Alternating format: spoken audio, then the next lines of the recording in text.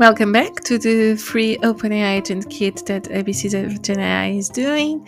In the last video, I did a reality check on what agent kit is and isn't. So in this video, part 2, we are diving into access, requirements, and the real costs of agent kit. So let's get started.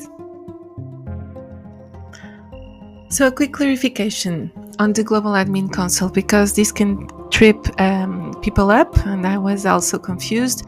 So if you are a solo developer or a small team, you can actually access Agent Kit through platform.openai.com, and there you can get Agent Builder, ShadKit, and Evolves. You can also use MCP nodes to connect external services in your workflows. But what you don't get is the Connector Registry Management Console, and that's for enterprise organizations with admin.openai.com access, where these organizations can get centralized governance, team management, organization-wide policies. Here's what matters. You do not need the Global Admin Console to build agents at all. Again, that's only for enterprises to manage connections across large teams, and solo developers, they build everything at the platform.openai.com/agent builder. Okay? So, summarizing, Evolves, Guardrails, MCP, they live inside Agent Builder. So you go to the platform, you click on the Agent Builder, and you have access to these inside Agent Builder components. So they are inside it. And ShadKit, it lives outside Agent Builder. So it is embedded in your app, and it connects to the workflow you built in Agent Builder. More on that later. What do you actually need? 5 things. You need an OpenAI API account. I said API account, not ChatGPT account. You need billing information because there's no long-term free tier, although some new accounts can get like $5 if I'm not mistaken. You need also a verified organization because, and for this you need to upload your government issued ID if you want to be able to have access to the preview of your agent while it is working. You need also a stable internet connection, of course, because it runs on the OpenAI's cloud, a web browser. And what do you not need? Well, you don't need ChatGPT Plus, you don't need the Global Admin Console because it's for enterprises. You technically don't need programming experience, but developer thinking definitely helps. And for Logic Flow, we'll see later, they use the Common Express language from Google. And again, runs on the cloud, and you don't need to install any software. It's all browser-based.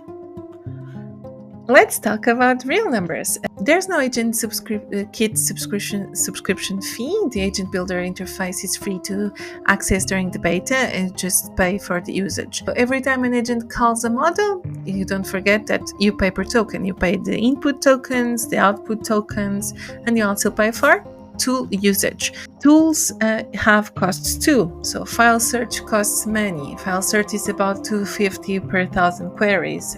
Using Code Interpreter, I think, also costs money. So any tool provided by OpenAI, I think you need to pay for those. Obviously, if you use APIs for the MCP nodes, obviously you just pay the API that you use for the third-party service. And let me show you now, looking at the table, a real example of the costs.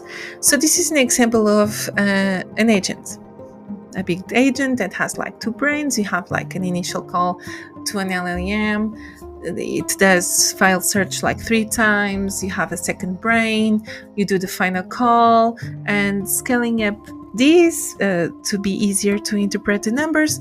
So at 10,000 interactions, if you use GPT 4.1 mini model, you have more or less $100. And if you use GPT-5, you have like $250.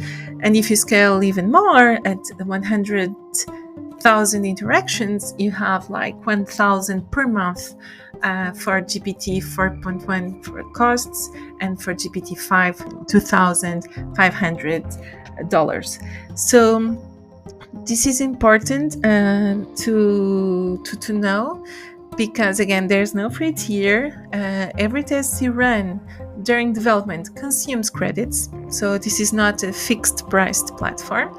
It is very important, and I advise to set billing alerts to monitor your usage, or you'll get a surprise bill at the end. AgentKit gives you two ways to build, the visual and the code. The visual is Agent Builder, so yeah, it's browser-based.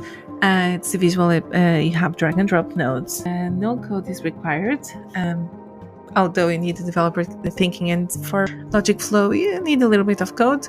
But then on the right side you have the Agents SDK, where it's available in Python and TypeScript, and you have full programmatic control. So let's look at each.